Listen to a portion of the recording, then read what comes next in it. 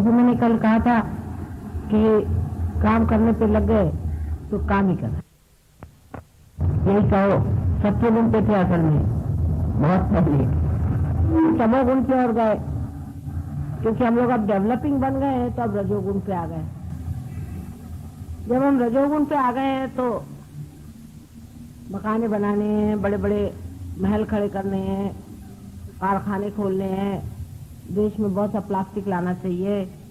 अभी थाली में खाना खा रहे हैं, फिर प्लास्टिक में खाएंगे, बाद में पेपर में खाएंगे। डेवलपमेंट हम लोग जो कर रहे हैं अपना,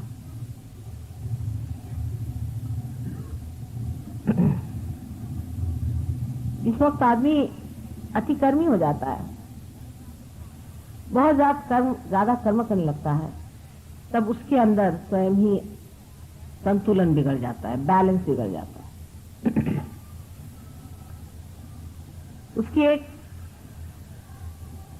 विचित्र सी व्यवस्था अपने कुंडलिनी योग में बनाई हुई, जो स्वाधिष्ठान चक्र कुंडलिनी में तथा मार्ग में है, जिस चक्र से कुंडलिनी गुजरती है, जिस चक्र के कारण सारी सृष्टि की निर्मिति हुई, आकाश के ग्रह गोल सारे तारे जिस चक्र के मारे इस संसार में आए, उस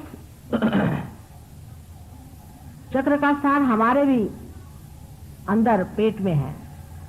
यह चक्र नाभि चक्र से निकल के और उसके चारों तरफ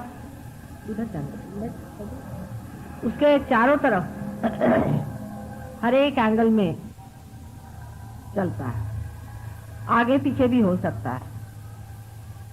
जैसे कमल की डेट होती है उस तरह वो लचीला होता है। उसके ऊपर, उस चक्र के ऊपर श्री ब्रह्मदेव का स्थान है और उनकी पत्नी, या उनकी पत्नी तो नहीं कहना चाहिए क्योंकि वो कुमारिका ही रहती है हमेशा, उनकी सहचरी जो है वो सरस्वती, या कहना चाहिए उनकी शक्ति जो है वो सरस्वती है।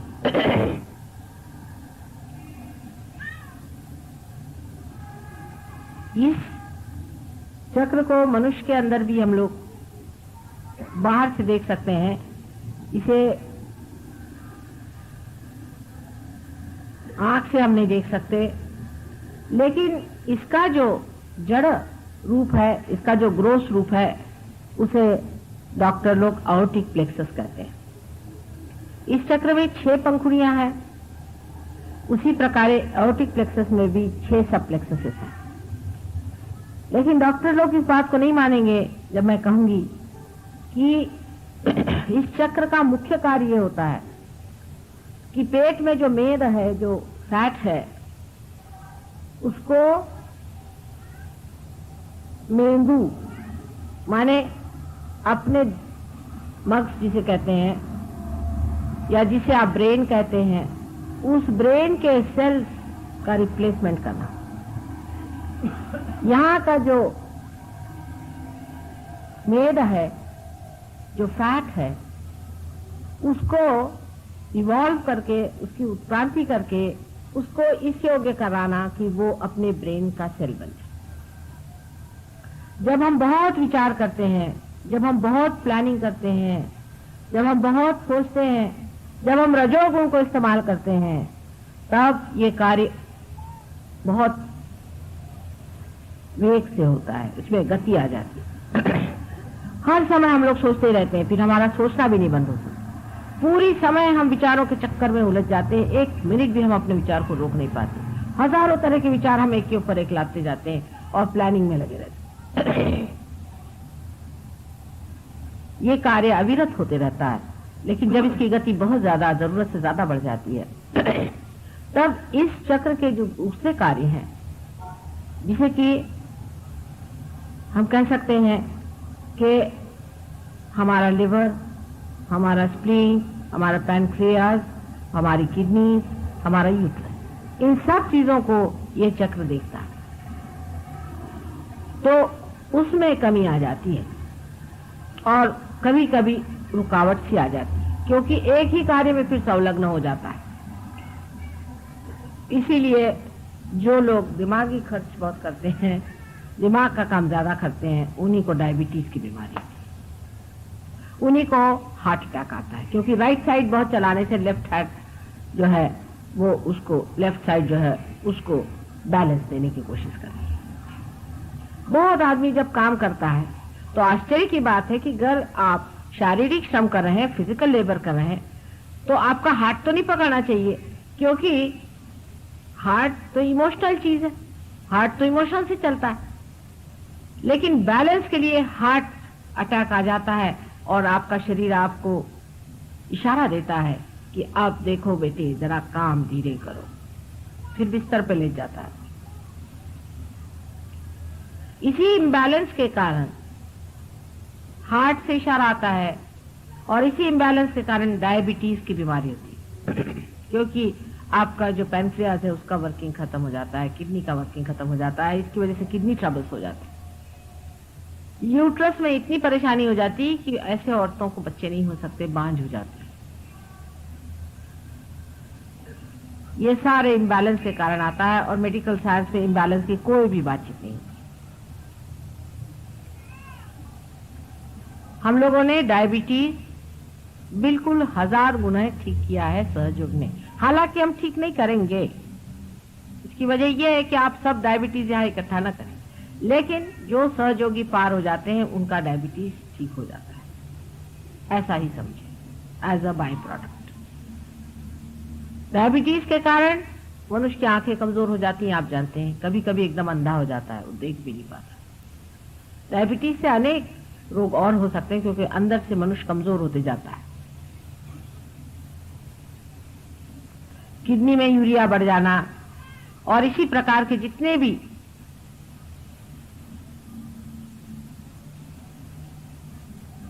लेफ्ट साइड की बीमारियां हैं वो राइट साइड के अतिक्रम से होती है।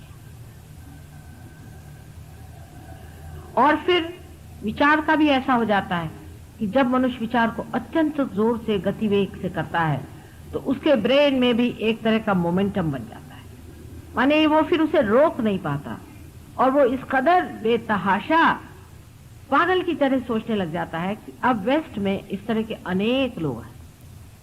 इसीलिए जहां पर कि रजोगुण अतिशय पे पहुंच गया, जहां रजोगुण बिल्कुल उसके अंतिम एक्सट्रीम पे पहुंच गया, वहां पर लोग अब ड्रग्स लेने लग गए।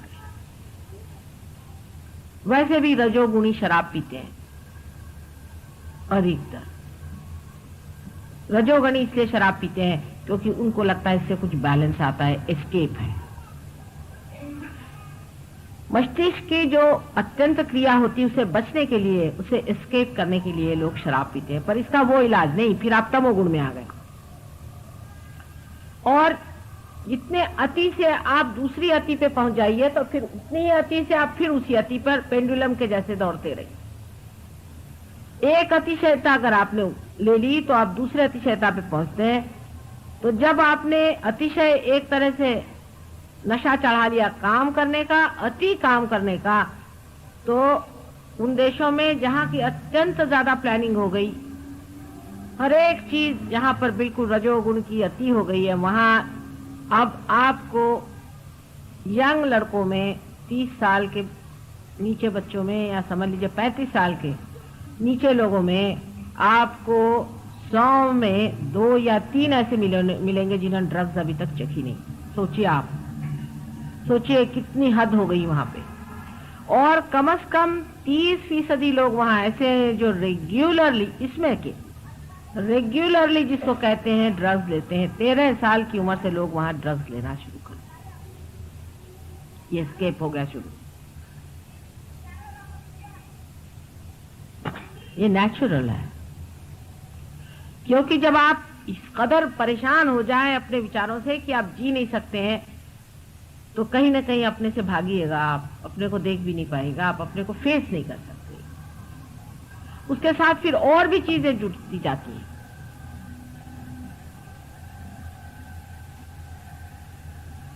उसके बाद जो सेक्स वगैरह की बातें हैं वो भी उसी का बैलेंस है।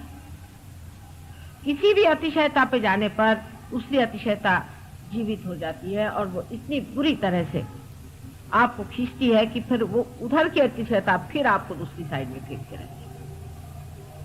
इसी उधेड़ बुन में, इसी दौड़ धूप में मनुष्य कोलैप्स हो जाता है, मनुष्य खत्म हो जाता है।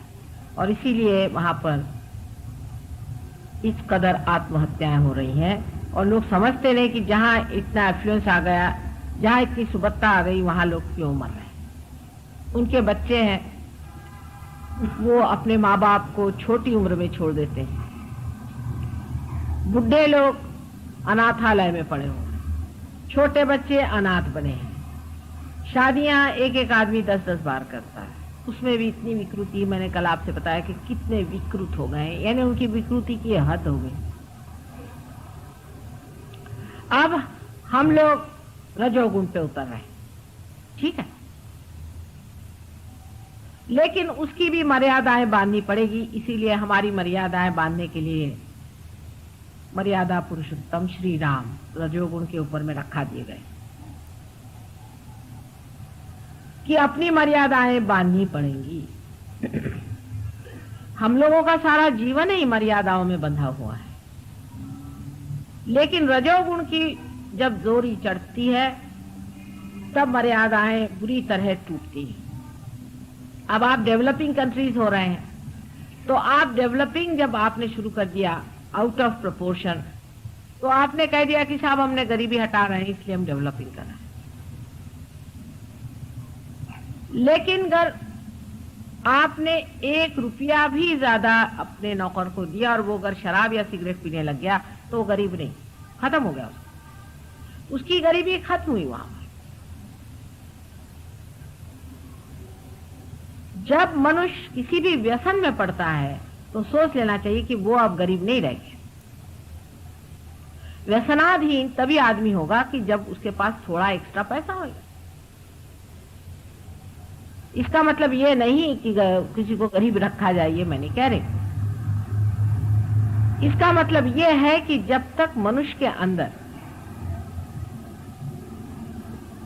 ऐसी कोई घटना घटित नहीं होती है जिसके कारण उसका जो कुछ भी मटीरियल डेवलपमेंट है, जड़ डेवलपमेंट है, उसका असर उसके मानवता के साथ लगे। माने मनुष्य जो है वो बड़ा रईस हो जाए, बहुत पैसे वाला हो जाए, तो जरूरी नहीं है कि वो बड़ा शरीफ आदमी हो जाए। हो सकता है उससे बढ़ के दुष्ट कोई ना हो। अगर कोई बड़ा विद्वान और पंडित हो जाए तो जरूरी नहीं है कि ऐसा मनुष्य कोई बड़ा भारी धर्मात्मा हो जाए, बिल्कुल जरूरी नहीं है। उससे बढ़ के कुरूप कोई नहीं होगा।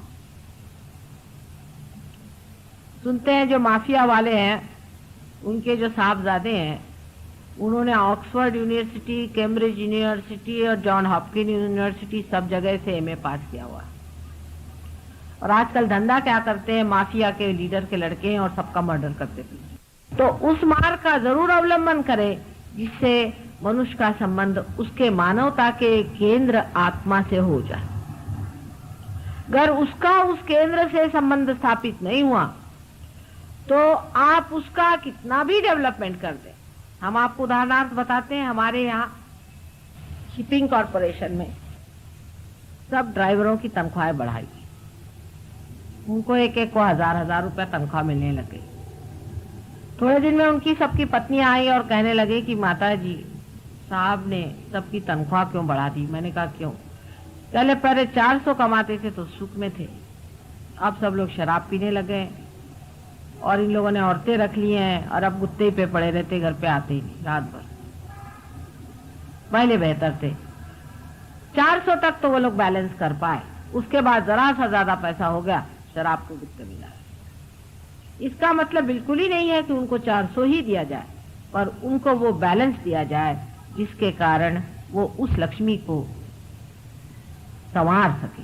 नहीं तो पैसे वाले हो जाएंगे राक्षस, पर लक्ष्मीपति नहीं। इसका कनेक्शन हमारे अंदर से उस आत्म तत्व से जुटना चाहिए जिससे मानवता पनपती है।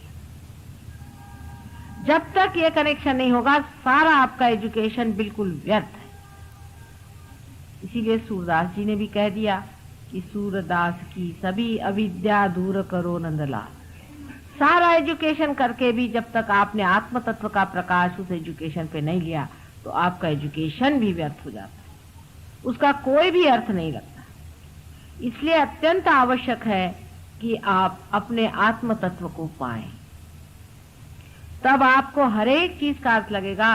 जो ये सातों चक्र हैं आपके अंदर, यही वो मानवता के अनेक अंग हैं जिसको पुरोती हुई कुंडलिनी अंदर से जाती है, इसीलिए वो सबको समग्र करती, इंटीग्रेट करती है।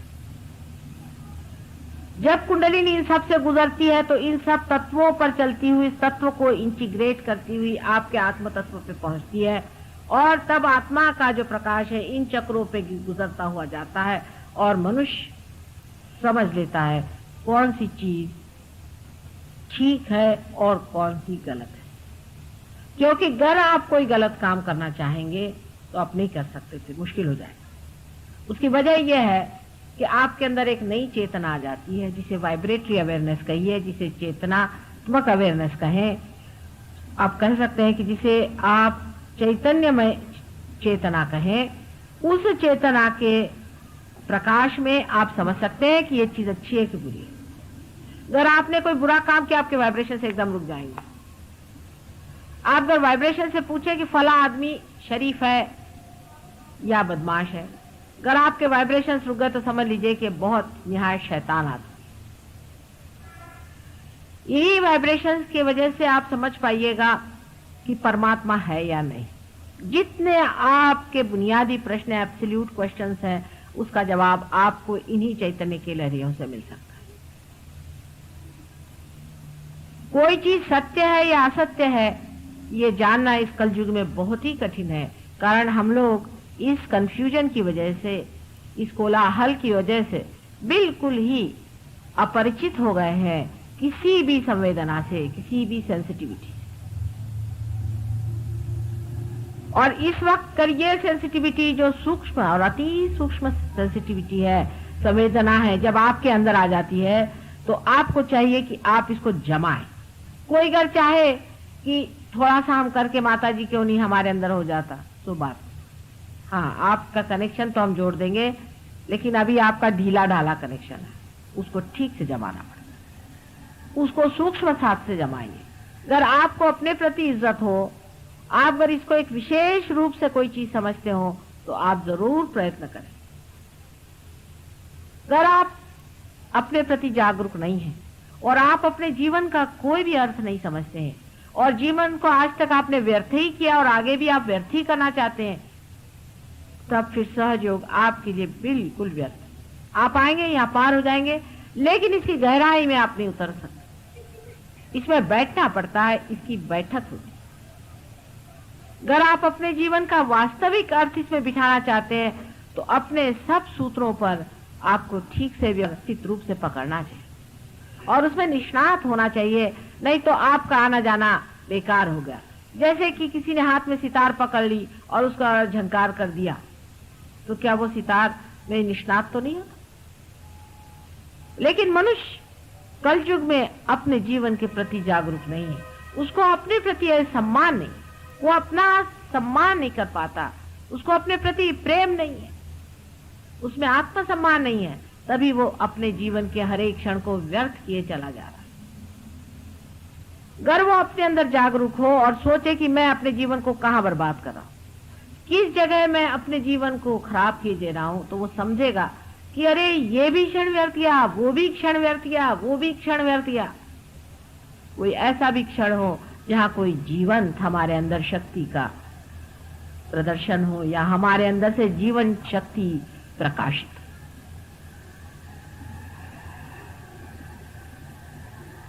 यही स्वार्थ है, स्व का अर्थ खोजना ही स्वार्थ है, बाकी सब जो है ये माया का खेल। मनुष्य सोचता है कि इसमें स्वार्थ मिलेगा, उसमें स्वार्थ है, उसमें स्वार्थ है, लेकिन अगर मिलता होता तो कहीं चिपक के रह जाता, कहीं भी स्वार्थ नहीं मिलने वाला। स्वार्थ स्व का अर्थ समझने से ही स्वार्थ घटित हो सकता है, और इसलिए स्व का सिर्फ अर्थ ही नहीं समझना है, उसमें एकाकार होना है। इसी को हम मेडिकल टर्मिनोलॉजी में ऐसा कहेंगे कि पैरासिम्पैथेटिक नर्वस सिस्टम पे कंट्रोल आ जाना चाहिए। अब डॉक्टर कहेंगे तो कैसे हो सकता? हाँ, इन लोगों से नहीं हो सकता, डॉक्टरी से नहीं हो सकता है, किसी भी विद्वान से नहीं हो सकता, किसी पढ़ने लिखने से नहीं हो सकता, न योगे न सांख्य न किसी भी चीज से नहीं हो सकता। ये पहले ही कह दिया, अरे कितने वर्षों पहले से कह दिया, हजारों वर्षों पहले से कह दिया कि इससे नहीं हो सकता है। इसमें माँ की कृपा चाहिए। ठीक है,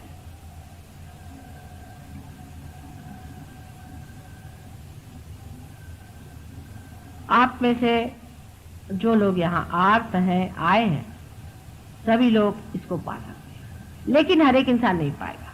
ये भी बात मैं कहूँ, हर एक नहीं पाएगा। कल साहब एक साहब आए, वो नहीं पाए तो बहुत मेरे पे बिगड़े। उन्होंने जाके बाहर तमाशा किया, चिल्लाने लगे कि ये सब झूठा प्रोपेगेंडा चल रहा है और ऐसा है और वैसा है। उन्होंने बड़े तूफान मचा दिए। जब वो आए थे तभी मैंने उनको पहले अपने पास बुलाया। मैंने कहा बेटे तुम यहाँ हो।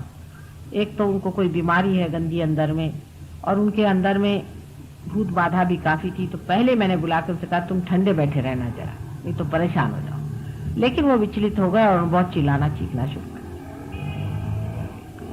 कुंडलिनी बहुत लोगों का कहना है कि जागरूक होती है तो कूदना पड़ता है और नाचना पड़ता है और फलाना होता है, ढिकाना होता है। जो चीज आप कर सकते हैं वो कुंडलिनी नहीं होती, सीधा हिसाब। आप नाच सकते हैं, आप चाहे तो। एक आदमी है, वो नाच रहा है, समझ लीजिए अपने आप से नाच रहा है, किसी वजह से भी नाच रहा है, तो आप कैसे जानिएगा कि ये कुंडलिनी है? क्योंकि कोई भी आदमी नाच सकता है, सीधा हिसाब है। कोई आदमी चिल्ला रहा है, कोई भी आदमी, दूसरा भी आदमी चिल्ला सकता है, चाहे उसकी कुंडलिनी जागृत हो चाहे नहीं। ये तो सभी कुछ आप कर सकते हैं। कुंडलिनी का स्पंदन आप नहीं दिखा सकते। आप अपनी आंख से देखिएगा कि कुंडलिनी त्रिकोणाकार अस्थि में स्पंदित होगी या कहीं साइड में स्पंदित होगी, आप अपने आंख से देख सकते हैं। ये आप नहीं कर सकते कि एक किसी पोर्शन में ही पल्सेशन शुरू हो जाए, दर दर दर दर दर। ये तो आप नहीं कर सकते, कोई करके दिखा दे। पर कोई भी चाहे नाच सकता है, कोई भी चाहे कूद सकता है, चीख सकता है। तो आप ये कहिएगा तो अकस्मात कोई अगर चीखने लग जाए और चिल्लाने लग जाए और कूदने लग जाए तो क्या होगा? तो उसका सीधा नाम है, उनको भूत बाधा हो गई। जब भी किसी को भूत बाधा होती तो वो ऐसे ही करता, उसके अंदर कोई और आदमी आने की वजह से वो आदमी चिल्लाने लगता है, चीखने लगता है, कुछ भी करने लगता है। कल हमारे बीच एक साहब आए थे, मैंने आपसे बताया था कि वो पूरा हठ योग का व्यायाम मेरे सामने करते, पूरा, यहाँ तक कि मैंने उनसे यहाँ आना बंद कर दिया कि मुझे लगा अब इनकी अतड़ियां पूरी बाहर निकल आएंगी, उसको भी ये छोड़ेंगे नहीं। और वो अविरत करते थे, बगैर किसी एफर्ट के करते थे। उन्होंने कभी हठ योग नहीं सीखा। उनके अंदर कोई भ्रष्ट हठ योगी घुस गया था, वो हर तरह के नक्शे मेरे सामने करता था। यहाँ तक इस तरह के भूत बाधा के लोग हैं, आपको आश्चर्य होगा कि वो मेरे ऊपर अनेक कविता लिखते। शुरू में जब सहयोग शुरू किया था तो बंबई में एक नौकरानी जो कि बर्तन मांजती, जिसे घाटिन कहते हैं, उसने आते ही बड़े जोर जोर से श्लोक गाने शुरू कर दिए और 15 श्लोक देवी महात्मा के मेरे सामने गाए और एकदम पुरुष के जैसे खड़े संस्कृत में इस तरह से सुनाया कि लोग दंग हो गए कि संस्कृत में इस कदर पांडित्य इस नौकरानी में कहां से आ गया। ये इतने बड़े बड़े देवी के श्लोक कैसे सुना रही, बड़े आश्चर्यचकित हो। उसकी वजह यह थी कि उसके अंदर एक पंडित आ गए थे और वो श्लोक सुना रहे थे। मैंने उन पंडित साहब से कहा, बंधन देके, मैंने कहा आप जाइए यहाँ से, आप इस औरत में आकर क्यों इतनी परेशान कर रहे हैं मुझे यहाँ पर। उसने कहा माँ मैं कब आऊंगा, फिर मैं कब पैदा होऊंगा, फिर मैं तुम्हारे कब गुणगान गाऊंगा, इसीलिए मैं यहाँ चला आया।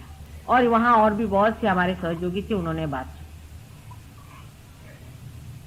मार्कंडेय से लेकर के उससे भी अनादिकाल से लोगों ने बताया कि भूत पिशाच आदि सब चिपक जाती है। जितने भी मेंटल डिजीज हैं, ESP हैं, पहले से किसी की खबर आ जानी, ये सब कर्ण पिशाच चादी वगैरह बारों में अपने शास्त्रों में अनेक कुछ लिखा हुआ है।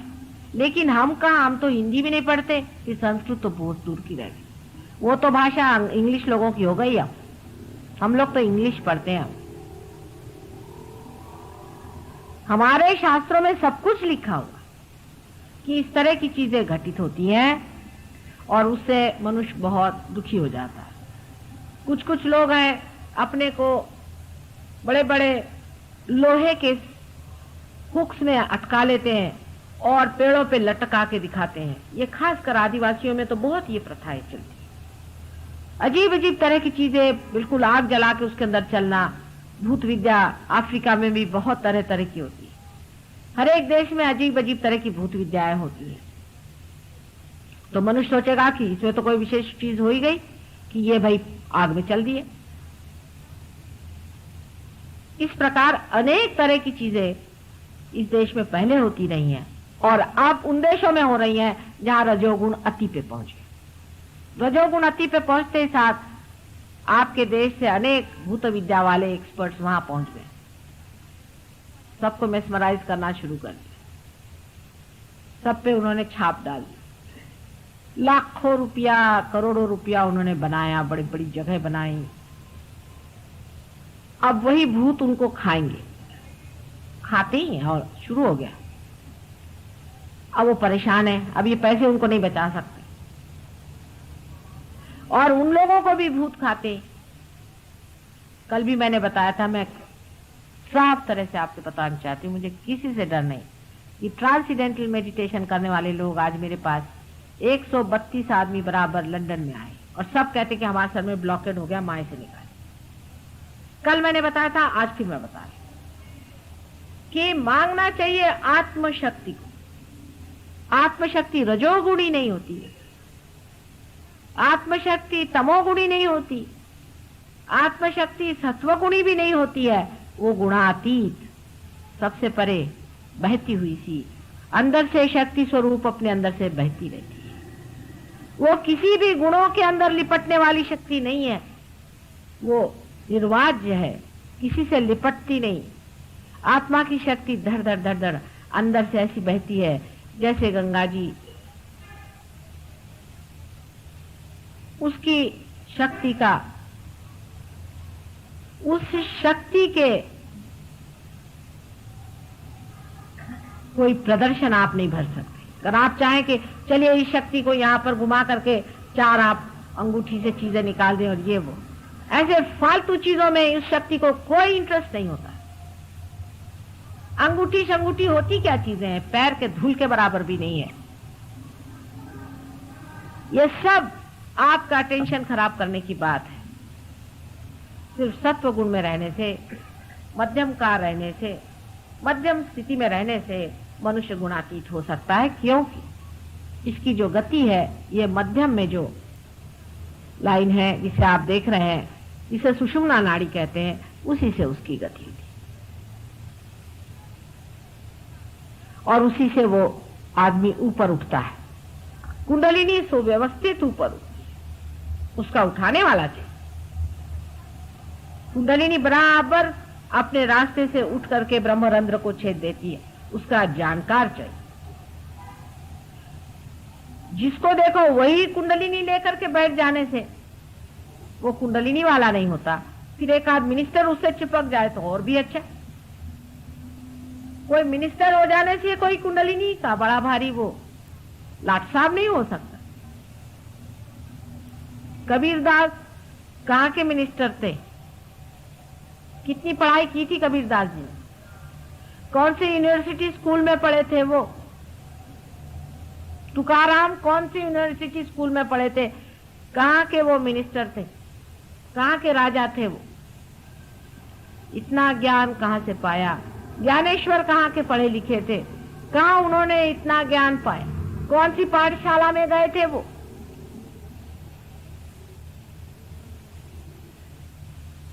परमात्मा के साम्राज्य में उतरने की बात है। जब मनुष्य परमात्मा के साम्राज्य में आ जाता है तो उसके कायदे कानून देखने लगता है तो हंसी आती है कि इस कायदे कानून को क्या करें। अभी कोई साहब ने मुझसे कहा कि माता जी हमारे लिए कोई अब देश में लीडर नहीं रहेगा, आप ही इलेक्शन लड़ो। अरे मैंने कहा कहाँ की बात करते हो, राजा के घर में रहने वाले लोग भिखारियों के घर में आके नहीं रहते। भिखारियों का पॉलिटिक्स है, किससे भीख मांगे, किसका रुपया बचाए, छी छी छी, ये सब चीजें हमारे बस की नहीं। हम तो बादशाह आदमी है, हमें कहाँ फंसा रहे। हमने कहा आज जिस तरह से वो सृष्टि पे बना रही, उसे आउट ऑफ प्रोपोर्शन आप बनाना चाहते हैं रजोगुण में। माने लंदन में अगर आप जाएं तो शराब पीने के सिर्फ अगर ग्लास आप लेने चाहें तो कम से कम 1,000-15,000 रुपये आपको खर्चा पड़ना पड़ेगा कम से कम।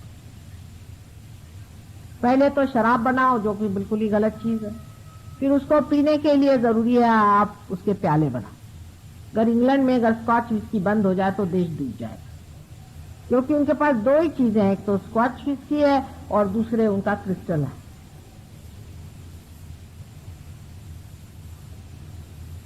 जब मनुष्य बढ़ने लगता है तो वो दूसरों की कमजोरियों पे ही चलता है। अगर कमजोरी नहीं हो तो आदमी को क्या दरकार होगी चीजों की, उसको कमजोर बना दिया जाता है। जिस प्रकार की औरतों को ये कि भाई तुम्हारी बॉडी ऐसी होनी चाहिए, तुम्हारी शक्ल ऐसी होनी चाहिए, तुम ऐसे होना चाहिए, तुम्हारे अंदर ये चीज होनी चाहिए, औरतें लगी खर्चा करने, उनके अंदर उन कमजोरी डाल दी। रेस का घोड़ा जरूर खेलना चाहिए अगर आप लंदन में रहते हैं, नहीं तो आप वहां के सभ्य नहीं, एलीट नहीं है, आपको रेस का घोड़े का सब आना चाहिए। अगर आप पेरिस में रहते हैं तो आपको शराब के बारे में इत्थम्भूत सब पता चाहिए कि शराब का मतलब क्या होता है, उसको कितना मिलाना चाहिए, उसमें कितना घोलना चाहिए। मुझे आश्चर्य हुआ कि यहाँ पर भी गवर्नमेंट का जो कॉलेज है जहाँ पर कि बच्चों को होटल मैनेजमेंट सिखाते हैं, उसमें 2 पेपर्स होते हैं, उसमें शराब के बारे में सिखाया जाता है कि कौन सी शराब दी जाए कौन सी नहीं दी जाए, क्योंकि आपके होटल ही नहीं चलेंगे। होटल में अगर ये शराब नहीं पिएंगे तो वो रहेंगे ही नहीं, तो पैसा कैसा है। आपके अंदर जितनी कमजोरी होगी उतना ही रजोगुण प्रबल हो सकता है। अगर आप 2 ही 4 कपड़ों में रह लेते हैं और मस्ती में रहते हैं तो इनके कपड़ों की मिलें कैसी चलेंगी। अगर आप सादगी से रहते हैं तो इन लोगों का व्यापार कैसे चलेगा। अमेरिका अगर जाइए आप तो 50 तरह के हैंडल्स होंगे, यहां तक कि खपरेल जो सर पे होती है वो हजारों तरह की हुई। किसी के बाथरूम में जाए तो पहले पूछ लीजिए कि कौन सा नॉब दबाए, नहीं तो आप अंदर पहुंचे और देखा खट्ट में। इतना तमाशा करने की क्या जरूरत, इस कदर आराम पसंदगी, इतना ज्यादा कंफर्ट मनुष्य को क्या जरूरत है कि हर समय वो लोरता रहे, क्योंकि शराब के बाद लोरना जरूरी, लोरने के लिए कंफर्ट जरूरी है, और कंफर्ट जरूरी है उसके लिए हर तरह की चीज, ये कुशन बनना चाहिए, फलाना ठिकाना बनना चाहिए, उसमें वो चीज होना चाहिए। इतनी ज्यादा विद्रूपता है, मैं आपसे कहती हूँ, इतनी अगलीनेस आ गई मनुष्य के अंदर, और उसमें शर्म नहीं आती। उसने बड़े बड़े साइंस बनाए हैं, शराब पिलाने की भी साइंस बनाए हैं। फिर औरतों को किस तरह से खूबसूरत रहना चाहिए, उनको टैनिंग करना चाहिए, चाहे उसमें शर्म उतर जाए उनकी, हर्ज नहीं, उनका बॉडी जरूर टैन होना चाहिए। उन्होंने एक चक्कर चला दिया वहां टैनिंग का। अरे भाई, आपको अगर सूर्य की रोशनी लेनी तो बदन पे अगर आपके कपड़ा रहे तो कोई फर्क नहीं पड़ने वाला, सूर्य की रोशनी तो आपके अंदर जाती है, लेकिन टैनिंग होना चाहिए। उसलिए इस तरह के नजारे होते हैं कि आप चल नहीं सकते किसी भी सीशोर पे। एक दिन ये सारे सीशोर सुखड़ करके इन सब औरतों को खींच लेगा अपने अंदर, तब इनकी अकल ठीक हुई। निर्लज्जता संसार में फैलाना चाहिए, क्योंकि निर्लज्ज नहीं होंगे तो इनके कॉस्मेटिक्स कैसे बिकेंगे। इन्होंने जो जो चीज औरतों को बेवकूफ बनाने के लिए बनाई हुई है वो कैसे लेंगे। अब तो कुछ कुछ जरा सा अपने देश में अकल आ गई औरतों को। पहले तो मैं देखती थी कि यहाँ पर एक डालडा का ठिन लगा के औरतें चलती थी, तो मैंने काफी इस पे लेक्चर दिया कि बाबा कम से कम डालडा का ठिन कम करो। हील्स पहनेंगी तो इतनी ऊंची ऊंची पहनेंगी, आखिर कोई आप ऊंट बनना चाहते हैं, आप इंसान है, भगवान ने आपको कायदे का बना दिया, किस लिए इतने परेशान। ब्यूटी कॉन्टेस्ट बना रहे हैं, बताइए आप। बिल्कुल अजीब, बहुत ही ज्यादा विकृत और विद्रूप चीज है ये, क्योंकि जब असली रूप होता है तो मनुष्य रूप को देखते ही साथ पूर्णतः संतोष है।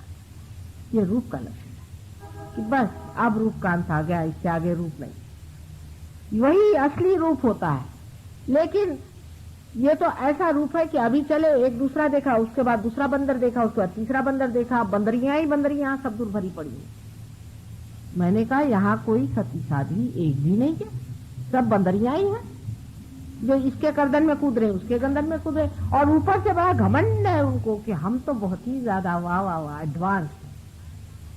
ऐसी गधापंथी अपने यहाँ की औरतें न करें तो बड़ी मेहरबानी हो जाए। अभी भी इस देश में बहुत देवियां हैं और बड़ी पूजनीय देवियां हैं, इसीलिए आदमियों के कितनी भी गलतियां होने पर भी ये देश रुका हुआ।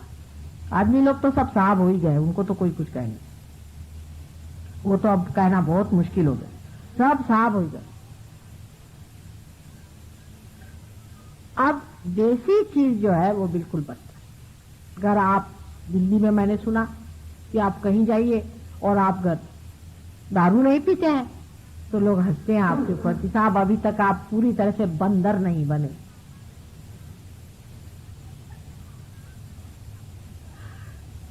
और जब तक बंदरों की दुमें नहीं करती तब तक और भी उनको खुशी नहीं होती कि जब तक आपने 2-4 लड़कियां इधर उधर से ला करके और नचाए नहीं तो आप काम से। आजकल यहाँ के बुढ़ों को शौक हो गया है कि हम उल्लू न बने। वो एक हमने नागपुर हमारा है देश जहाँ हम रहते थे, वहाँ के लोग कुछ क्रूर जरूर है, कभी कभी पते की कहते हैं, कहले बुलबुलों को हसरत हुई कि उल्लू न हुए। तो बजाय इसके कि समझदारी रखे, कुछ शांति रखे, कुछ शान अपनी रखे, बुजुर्गों को आजकल ये शौक हो रहा है कि हम जवानों जैसे जाकर के वहां वो नाचते कूदते हैं ना लोग, जपरे रख करके उस तरह से हो जाए। एक साहब मुझसे कहले साहब इसमें क्या हर्ज आपको है, हम गरीब बन के घूमे तो आपको क्या हर्ज है। साहब मैंने कहा मुझे कोई हर्ज नहीं, लेकिन मैं आपसे इतना बता दूं कि आप इस वक्त ऐसे लग रहे हैं जैसे कोई पिशाच होता है, और अगर आप पहले ही से पिशाच बने घूम रहे हैं तो रास्ते में अगर कोई पिशाच आपके ऊपर बैठ जाए तो वो दोष किसका होगा? पिशाच का नहीं, आप ही का होगा, क्योंकि वो देखेगा ये अच्छा एजेंट मिल रहा है अपने जैसा जिसमें जम जाएंगे पूरा। आपकी शक्ल ऐसी है कि उसमें सिर्फ भूति आकर्षित हो जाएगी। ये सब रजोगुण की कमालात है। सुनिए कि आपको पिशाचों जैसे घूमना है तो आप रजोगुण बनिए, डेवलपमेंट करना है तो करिए। जो पैंट 10-10 दिन नहीं धुलती, एक लेडी तो सुनते हैं कि उसने पहनी है तब से उसने धोई ही नहीं कितने दिन से, उसी के साथ नहाती है और सुखाती है। एक एक तमाशे सुनिए आप, उनकी हाईएस्ट डेवलपमेंट आपसे बताएं। अब वहां पे एक पंक रॉक नया निकला है, शायद आप तक पहुंचा नहीं अभी तक, हो सकता है पहुंच जाए। उसमें सिर्फ कुछ बड़ी बड़ी पिने लेकर के यहाँ से सिल दिया जाता है, दोनों साइड बड़ी बड़ी पिने, नाक में लाल, यहाँ पे शॉकिंग पिंक, यहाँ पे हरा, ये सब पत्तियां हैं, इनको निकाल निकाल के जोड़ लीजिए और उसके बाद घुमा करते हैं। और वहां कौन घूमते? बड़े बड़े प्रोफेसर। हमारे यहाँ कुछ प्रोफेसर बैठे, संभल के रहिएगा। और एक साहब तो आपको आश्चर्य होगा कि बड़े विद्वान, मैं उनको समझती थी, एक पार्टी में आए तो ये सब करके आए। मैंने कहा ये क्या कहना, आजकल मैंने पंक रॉक ज्वाइन कर लिया। मैंने कहा आप तो काफी अकलमंद बच्चे थे, अब आप पंक रॉक में चले, पहले आपको भी बड़ा मजा आएगा, आइए, बड़ी शांति मिलती उससे। मतलब ये है कि कुछ तो भी न्यूसेंस जिसे कहते हैं ना, कि महामूर्ख बन के भी कोई अगर अपने तरफ देखे तो बड़ा अच्छा है। जोकरी बन जाओ वैसे तो कोई देखता नहीं अब, क्योंकि सभी हिप्पी बन गए तो सब एक ही जैसे दिखते, तो कोई तो विशेषता आनी चाहिए। तो मुंह में पिने डाल डाल करके यहाँ से यहाँ तक पीनू, ये बड़े बड़े और से बड़ी कॉमन साइट है वहां पे, आपको आश्चर्य हो। मैं आपको सिर्फ विनोद के लिए नहीं कह रही हूँ, असलियत है। और देखते ही आप अचंभे में देखते हैं कि साहब या तो हम पागल है या ये पागल, और वो हमारे ऊपर सोचते हैं कि हम बहुत ही इनहिबिटेड लोग हैं, हमें अकल ही नहीं है कि हम इस तरह का कोई सा भी अच्छा कार्य नहीं कर सकते जिसमें हम अपने को लेट लूज कर दें, हम इतने इनहिबिटेड हैं, हमें कोई स्वतंत्रता की कल्पना नहीं। स्वतंत्रता का मतलब बेछूटपना, उच्छृंखलता नहीं, महामूर्खता तो बिल्कुल भी नहीं है। स्वतंत्रता इतनी बड़ी चीज है, स्व के तंत्र पे चलना ही स्वतंत्रता है। और स्व का तंत्र यह है जो आपके सामने। जो मनुष्य अपने को स्वतंत्र समझना चाहता है उसको पहले पार हो जाना चाहिए, नहीं तो वो स्वतंत्र नहीं। स्व का तंत्र समझ लेना चाहिए और यही उसका तंत्र है। न तो तांत्रिकों का नेगेटिव जिससे स्व ही उसमें खत्म हो जाए, जिससे स्व पूर्णतः स्वतंत्रता में आ जाता है। जब वो पूर्णतः स्वतंत्र होता है तभी उसके अंदर विस्डम पूरी तरह से संतुलित बैठ जाता है। वो जो भी करता है पूर्ण स्वतंत्रता से करता है, लेकिन उसके एक एक इशारे में भी स्वतंत्रता के अनेक प्रकार दिखाई देते हैं। वो किसी से भी नहीं डरता है और हमेशा नतमस्तक रहता है। प्रेम में वो स्वतंत्र होता है, अत्यंत प्रेममय और करुणामय वो होता है। ऐसे स्वतंत्र आदमी को प्रणाम करना चाहिए, बजाय इसके कि जो अपने को स्वतंत्रता के नाम पर गधे से मूर्ख और मूर्खों से पता नहीं और क्या हो जाएंगे। मेरे पास तो ऐसे जानवर भी नहीं जिनकी मैं आपको प्रणाली बताऊं। कोई मुझे ऐसे शब्द भी नहीं मिलते कि इन लोगों का वर्णन करो, क्योंकि कलयुग से पहले ऐसे कभी हुए नहीं थे।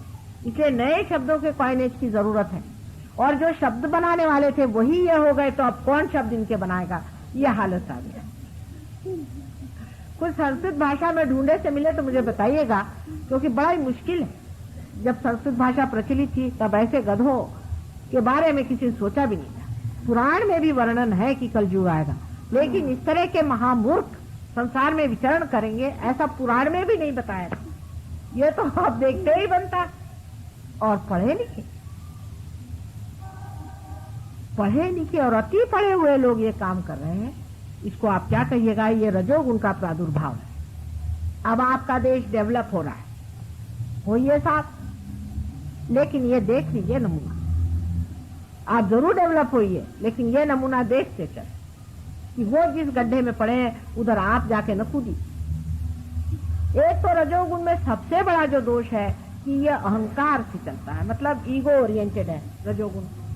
जब ईगो ओरिएंटेशन शुरू हो गया तो अहंकार ऐसी चीज है कि उसमें आदमी जो भी करता है उसमें अपनी बेवकूफी वो देख ही नहीं, या कुछ भी करता है वो बिल्कुल सही, क्योंकि उसमें अहंकार तृप्त होता है। अपने यहाँ रामायण में बड़ा सुंदर वर्णन है कि जिस वक्त नारद मुनि स्वयं ही एक चक्कर में पड़ गए थे, ऐसे ही चक्कर है ये रजोगुण के चक्कर है। इसको समझने के लिए अपने को देखना चाहिए और कहना चाहिए कि हे भगवान, ये मेरा अहंकार मुझे गधा बना रहा है। और अहंकार आपको गधा बना के इतना छोड़ देता है कि अंत में वो आप घबराहट के मारे ही उसको गधे को अपने ऊपर लिए चलते, क्योंकि ईगो ओरिएंटेड है, इसलिए बहुत ज्यादा डेंजरस है। अगर ये ईगो ओरिएंटेड नहीं होता तो इतना डेंजरस नहीं बैठता, क्योंकि मनुष्य कभी भी अपने को गधा कह नहीं सकता। सब दुनिया पे हंसेगा, लेकिन खुद ही अपने सर पे गधा लेके चल रहा है उसे नहीं देखेगा। ये ईगो की विशेषता है। ईगो में एक अंधापन आ जाता है और इसलिए ये बहुत ही खराब चीज है। हाँ, अगर सुपर ईगो हुआ जो कि दूसरी साइड में अपने सर में डेवलप हो सकता है, तमोगुण की वजह से उसमें आदमी पीड़ित हो सकता है, उसका बदन कांप सकता है, उसमें तकलीफें आ सकती हैं, उसकी बीमारियां आ सकती है, उसका फिजिकल प्रॉब्लम आ सकता है। पर ईगो ओरिएंटेड आदमी में कभी भी ये तकलीफ नहीं होगी जब तक उसके हार्ट ट्रबल ना आए। एक ही है कि हार्ट ही स्टॉप हो जाए बस। ईगो ओरिएंटेड आदमी को कभी भी कोई भी इस तरह की चीज नहीं मिल सकती है जैसे कि तमोगुणी की रुकावट हर समय हर जगह होती है। तमोगुणी एक तरह से बेचारा ज्यादा ठीक है, क्योंकि कम से कम उसकी ठोकरों से वो बचते रहता है। समझ लीजिए अभी यहीं एक देवी जी बैठी हुई हैं जिनको बाधा ने पकड़ लिया। वो एक किसी आदमी के पास गई, उनसे जाकर उन्होंने कुछ तंत्र मंत्र करे, बाधा ने पकड़ लिया, भूत ने पकड़ लिया, तो उनका बदन ऐसा ऐसा ऐंठने लग गया। चलो भाई छोड़ो। पर आप अगर किसी ईगोइस्टिकल आदमी के सामने जाइए, उसका ईगो आपके अंदर भी घुस जाएगा। ये है तो मैं इसके बाप से बड़ा हूं, चले उसने एक बोला मैंने 10 बोला, वो कौन होते हैं, मैं उसका नाना हूं। शुरू हुआ, वो जितने गधे उसके आप डबल नाना गधे हो गए। और उसमें उसके साथ में एक और बीमारी लग जाती है जो बड़ी ही सूक्ष्म है, जिसको समझना चाहिए। यश बेटा, उसमें एक बीमारी और लग जाती है, यश, सक्सेस। उसके साथ अगर सक्सेस लग जाए तो बड़ा ही प्रॉब्लम हो जाता है। फिर तो आदमी को गधे पे से उतारना असंभव है। सक्सेस अगर लग गया तो बड़े सक्सेसफुल थे वो। फिर उनके मरने के 30-40 साल बाद निकलता है कि उन्होंने ये गधापंती करी, ये गोबर खाया, ये हालत अपनी खराब की, वो ऐसे थे और वो वैसे थे। तो लोग कहते वो तो ऐसे होंगे नहीं, क्योंकि ईगो में आदमी कुछ भी कर सकता है, कहीं भी जा सकता है, कैसे भी काम कर सकता है। बहुत से लोग हैं ईगो में अकल लगा करके और चोरी छिपे करते हैं, और कुछ लोग हैं खुलेआम करते हैं अगर वो एक्सपोज हो जाए। लेकिन सबके अंदर एक तरह की एक बड़ी दानव शक्ति कार्यान्वित, और इतनी महामुक्ता उस दानव शक्ति में है। जैसे कि मैंने आपसे कल ही बताया था कि लंदन में 77 साल की बुढ़िया नानी अपने ग्रैंड चाइल्ड से शादी करती है, उनको कोई आश्चर्य, और नाना जी अपनी नातिन से शादी करती, इसमें उनको कोई हर्ज नहीं है। और उसके लिए वो वहां कायदा पास कराने वाले हैं, उसके लिए बड़ा वहां मूवमेंट हो रहा है कि इस तरह का आप हमारी स्वतंत्रता पे आप आक्रमण कर रहे हैं। ऐसे बेवकूफ से कोई सीखने की जरूरत नहीं, उनके पास कुछ भी अपने पास देने की चीज नहीं है। आप मेहरबानी करके उनसे कोई चीज नहीं सीख, और ऐसे पैसे की भी अपने को जरूरत नहीं जिससे हम मामूर्ख हो जाए। ठीक है, डेवलपमेंट करना है तो गांधी जी के रास्ते बहुत अच्छे बने हुए हैं, उनके रास्ते से बनाओ, अपने स्थैर्य पे चलो, अपने पास जो संपदा है, अपने पास जो सत्ता है उसे लेकर। हम लोग कितने बेवकूफ बन रहे हैं ये भी आप समझ लीजिए। हमारे पास अगर हम पीतल के इसमें खाते हैं तो बड़े गर्व की बात है कि हमारे पास इस कदर पीतल है, और ये लोग प्लास्टिक के इसमें खाते हैं, और हम लोग चाहते हैं कि हमारे यहाँ प्लास्टिक आ जाए, नहीं तो स्टेनलेस स्टील आ जाए। स्टेनलेस स्टील भी कोई खाने की चीज होती है जिसको कि लोहा कहते हैं, लोहे में लोग खाएंगे, ऐसा पहले कहते थे पुराण में। हम लोग जब छोटे थे तब कोई कहता था कि ऐसा जमाना आएगा जब लोग लोहे में खाएंगे, तो हम लोगों की माँ वगैरह कहती थी हे भगवान ये कौन सा जमाना आ जाएगा कि ऐसी दुर्दशा आ जाएगी, ऐसी गरीबी आ जाएगी कि लोग लोहे में खाएंगे। हे भगवान, कांसे में खाएं, पंचधातु में खाएं, कुछ बढ़िया चीज में खाएं, ये क्या। तो अब स्टेनलेस स्टील में लोग खाते हैं। मैं वहां से लंदन से आती हूँ तो मुझे लोग लिखते हैं कि भाई नायलॉन की बढ़िया वहां साड़ी मिलती है, अमेरिकन जॉर्जेट लेके आओ। वहां सब लोग हंसते हैं, इंग्लिश लोग, अरे क्या आपके यहाँ कॉटन इतना बढ़िया होता है और आप ये रद्दी कहाँ से ले जा रहे हैं वहां। अपने यहाँ कोई अगर कॉटन पहने तो लोग हंसेंगे कि ये क्या कॉटन पहने। वो दिन दूर नहीं जबकि खादी सारे संसार में छाई, वो दिन बिल्कुल दूर नहीं, आप मेरा विश्वास माने, क्योंकि इसके अंदर हाथ से बने हुए वाइब्रेशन है। और वो लोग इस चीज की महत्ता समझते हैं, इस खादी की महत्ता समझते हैं, लेकिन हम लोग बेवकूफ हैं जो हम नायलॉन बड़ी भारी चीज समझते हैं। आप जानते हैं कि नायलॉन से अनेक बीमारियां हो जाती हैं, ये मनुष्य के विरोध में है। लेकिन हमें नायलॉन क्यों पसंद? क्योंकि वे हम लोग बड़े अंग्रेज बनते हैं। आप 10 के जगह 2 साड़ियां पहनिए, लेकिन कायदे की साड़ी पहनिए। आप 10 के जगह 2 कपड़े पहनिए। अब अपने यहाँ लोगों को आश्चर्य होता है कि कॉटन से टेरिकॉट महंगा है, उनको बहुत ही आश्चर्य होता है, ऐसे कैसे संभव नहीं है। वहां अगर कॉटन अगर आपको वहां पर 10 पाउंड का मिलता होगा तो टेरिकॉट 2 पाउंड का मिलता है। कोई अगर कॉटन कहीं मिले कि कॉटन मिल रहा है तो लोग दौड़े जाते, कहते उसका फील कितना सुंदर है। हम लोग अभी भी इस्त्री पे इस्त्री मारे रहते, वो कहते भाई इतना ज्यादा छुट्टी पुटी लोगों से हमारा जी घबराता है, गुस्सा है, काहे कोई इस्त्री करते रहते हो सुबह से शाम तक। अरे अपने मन की भी कोई इस्त्री करो। बाहर की झकपकाहट जिसे हम लोग सोचते हैं कि बहुत बड़ी चीज है, उस पर लोग हंसते हैं। अंग्रेज लोग बहुत हंसते हैं। हमारे कुछ इंग्लिश शिष्य आए थे तो कहने लगे हमें बम्बई ज्यादा पसंद है बनिस्बत दिल्ली के। ठंड में थे ना, तुमने कहा क्यों? कहने यहाँ से एवरीबडी सो वेस्टर्नाइज ऑरेट। मैंने कहा वेस्टर्नाइज हाउ डू से? कहले ये सब लोग सूट जाड़े घूम रहे। उन लोग के समझ में नहीं आई बात, वो इसको समझ नहीं पाते। तो मैंने उनसे कहा तुमको भी इन पे रोब झाड़ना है तो सूट पहन के आना, नहीं तो इन पे रोब नहीं पड़ेगा। जब यूनिवर्सिटी जाना तो सबसे बेस्ट सूट पहन के जाना। अंग्रेज अगर सूट में आया तो उसी के पैर पे हमारा हिंदुस्तानी गिरता है, और ऐसे वैसे नहीं गिरने वाला अगर तुम ऐसे वैसे कपड़े पहन के आओगे। तुम नहीं समझते हो, अभी भी हमारे अंदर वही स्लेविश मेंटालिटी हजारों वर्षों की चली आ रही, वो छूटने नहीं वाली।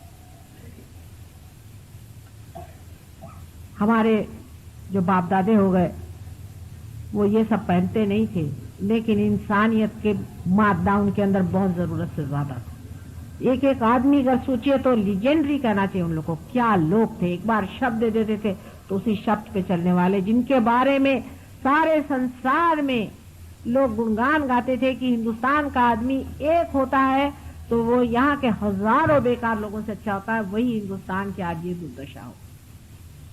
ये रजोगुण की कृपा है।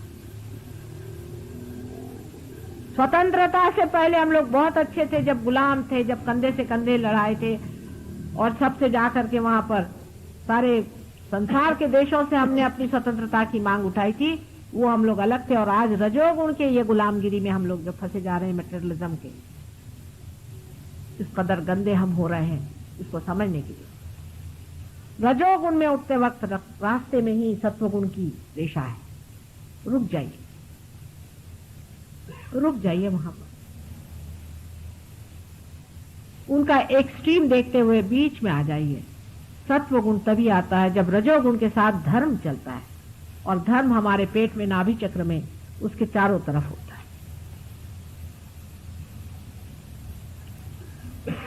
लक्ष्मी का स्थान है। लक्ष्मी रजोगुण की ही सत्वगुणी व्यवस्था है। मैंने आपसे लक्ष्मी के बारे में पहले बताया था, कल भी बताया था कि लक्ष्मी स्वरूप जो मनुष्य होता है उसके एक हाथ से दान, दूसरे हाथ से आश्रय होना चाहिए। वो स्वयं मां स्वरूप होना चाहिए। उसके दो हाथ में कमल के फूल जैसी उसके अंदर सम्मान और उसके अंदर प्रेम की आभा हर समय रहनी चाहिए। जब उसके घर पे दरवाजे पे जाइए तो कहते आ बेटे कहाँ से आए, कैसे तकलीफ से आए हो, बैठो यहाँ रहो। मैंने अभी आज एक रईस आदमी से कहा कि भाई इसको लक्ष्मीपति का, कह ले बहन जी अगर कोई चोर आ गया तो। मैंने कहा चोर भी आ गया तो भी कोई हर्ज नहीं, बिठाओ, प्रेम से बिठाओ, उसकी चोरी बदल जाएगी। चोर कभी भी शरीफ आदमी की चोरी नहीं करने वाला।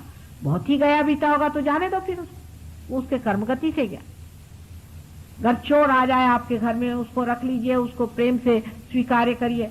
वो 10 बार सोचेगा कि चोरी करूं कि नहीं करूं इस आदमी पे, ये तो मेरे बाप जैसा है।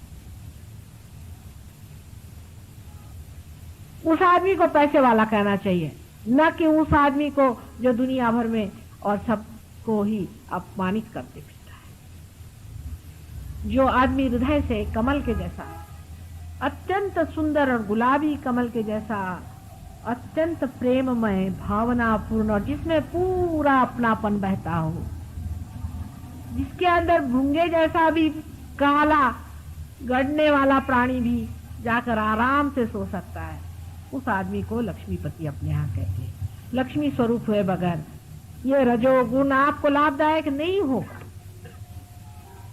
वो यूं ही ट्रस्टी के तरह से जीता है। उसका जो भी पैसा है उसे वो व्यसनाधीन नहीं होता। अपने बच्चों के लिए वो पैसा नहीं छोड़ता, उसको व्यसन में नहीं डालता।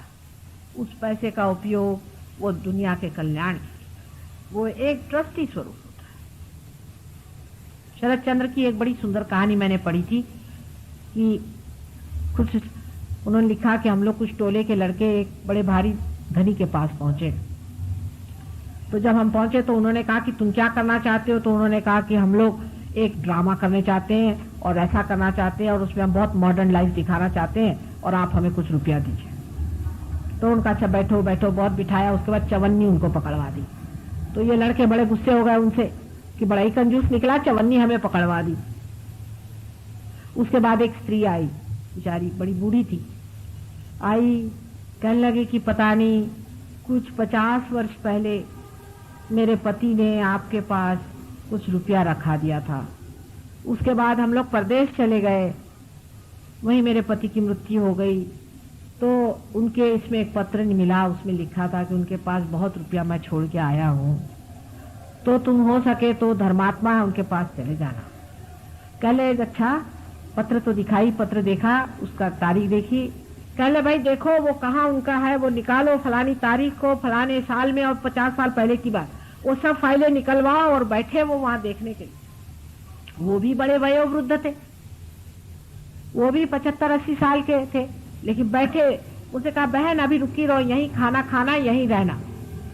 इत्तफाकन उनको 2-3 घंटे में उसका पता लग गया, 2-3 घंटे में उनको पता लग गया कि ये जो है ये रुपया दिया गया था। उन्होंने वो सारा रुपया उस औरत को वापस करके सूद सहित वो वापस कर दिया। ये लक्ष्मीपति का लक्षण कि धर्म में खड़े हैं। वो पैसा एक ट्रस्टी की तरह उसे इस्तेमाल करते हैं। बड़ी भारी, मैं शरद चंद्र को बहुत इसलिए मानती हूँ कि मनुष्य की धर्म का तत्व जो है उसको शरद चंद्र ने इतना सुंदर निभाया है, उसके धर्म तत्व को इतना सुंदर दिखाया है। लेकिन हम शरद चंद्र को पढ़ते नहीं, हम तो रजनीश को पढ़ते हैं। रजनीश ये हमारे आजकल के सबसे बड़े हीरो हैं, दड़ियल महाराज और उनके चप्पा गोटी। ये हमारे लिए आजकल सबसे बड़े हीरो साहब हो गए।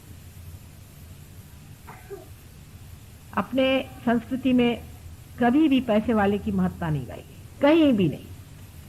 हमेशा उसी मनुष्य की गाई गई जो धर्मात्मा है। और आपको भी पता होना चाहिए कि इस देश में आपकी कभी भी महत्ता नहीं गाई जाएगी। आप चाहे कितने भी मंदिर बनवाइए और कितने भी फालतू की चीजें करिए, आपकी तभी महत्ता गाई जाएगी जब आप धर्मात्मा हो। चाहे आपके पास पैसा है, उसको धर्म में लगाए। और जब आप खर्च करिए तो किसी से कहिए नहीं कि मैंने आपके लिए खर्च किया। देते रहिए, देते रहिए। सिर्फ आप बीच में इसलिए खड़े हुए हैं कि आप देखते रहें कि पैसा जो है वो ठीक जगह पे पहुंच रहा है। कुछ लोग तो इस कदर परमात्मा में लीन हो जाते कि वो ये भी नहीं देखते, कहते जाने दो, जिससे जाता है जाने दो। लेकिन अगर कोई धर्म पुरुष दान करता है तो उसका पैसा कभी भी दुर्व्यवहार में नहीं जाता। दुष्टों का पैसा जरूर दुर्व्यवहार में जाएगा, लेकिन धर्मात्माओं का नहीं जाता। उसमें भी एक बड़ी भारी आकर्षण शक्ति होती है जिसे हम कहते हैं वाइब्रेशन, चैतन्य की लहरियां। हर एक चीज में चैतन्य की लहरियां होती है। उसका देने वाला और करने वाला होना चाहिए। आपके अंदर भी चैतन्य की लहरियां उत्पन्न हो सकती हैं अगर आप इसको पालें। आप में से अनेक लोगों की अभी ठंडा ठंडा हाथ में आने लग गया है, कह रहे हैं। ऐसे ही आप हाथ रखें फिर से। आज मैं आपको बचे हुए 3 चक्रों के बारे में बताऊंगी, क्योंकि कल मैंने आपको नीचे वाले 4 चक्रों के बारे में बताया था। अगले साल शायद मैं ज्यादा दिन के लिए दिल्ली आ जाऊंगी, देखिए। लेकिन दिल्ली वाले और बंबई वाले और कलकत्ते वाले जरा जरूरत से ज्यादा बड़े लोग हैं, तो उनके लिए भी 16 राक्षस पैदा हुए, 6 राक्षसी भी। वो बराबर अपना मौके से आ जाते हैं, जहां जहां बैठे हुए हैं। लाला अमके ढमके, राय बहादुर टमके ठमके, फलाने मिनिस्टर, फलाने ठिकाने, उसके लिए सब बने हुए हैं। वो आकर के बराबर जमे हुए हैं सब जगह। मैं गरीब सहयोगिनी हूँ, मेरे लिए तो देहातों में अनेक लोग मिल सकते हैं। देखिए दिल्ली शहर में कहाँ तक लोग प्रगति करते हैं, कहाँ तक बढ़ते हैं, कहाँ तक सच्चाई को पाते हैं। ज्यादातर लोग तो जो फैशन चल रहा है उसी में चलते हैं। आजकल फैशन है तो हजारों आदमी चले जा रहे हैं सिर्फ दर्शन के लिए। कल 25,000 आदमी सिर्फ दर्शन के लिए आए थे। अच्छा, फिर उनका क्या हुआ? कहले बस दर्शन हो गए। फिर क्या हुआ? कौन सी भलाई हुई? उसने दर्शन हो गए साहब, दर्शन हो गए, मैंने दर्शन हो। अरे भाई कुछ फायदा हुआ? कुछ भला हुआ? कुछ ट्रांसफॉर्मेशन हुआ? कुछ उनमें बदल हुआ कि यूं ही दर्शन ही के लिए गए थे वहां? नहीं साहब, वो तो ऐसा था कि हम तो अंदर जा नहीं सके। वो तो दूसरे जो बड़े बड़े लोग थे वो सब अंदर गए, बाबा जी ने उनको अंगूठियां दी। उसके बाद सब लोग अंगूठियां पहन के प्रफुल्लित होके बाहर आ गए। उसके बाद पता चला सबके हार्ट अटैक्स आए, अंगूठी सहित हार्ट अटैक्स चल रहे हैं। और उसके बाद पता हुआ अंगूठी भी चोरी हो गई, उनके घर में भी चोरी हो गई। ठीक, जिसके पास अधिक पैसा है उसको खाने के लिए बहुत सारे तैयार हो गए लोग। आपके पास अगर अधिक पैसा है तो जमुना जी में डाल दीजिए, नहीं तो आपसे भी चिपक जाएंगे, इसलिए बच के रहिए।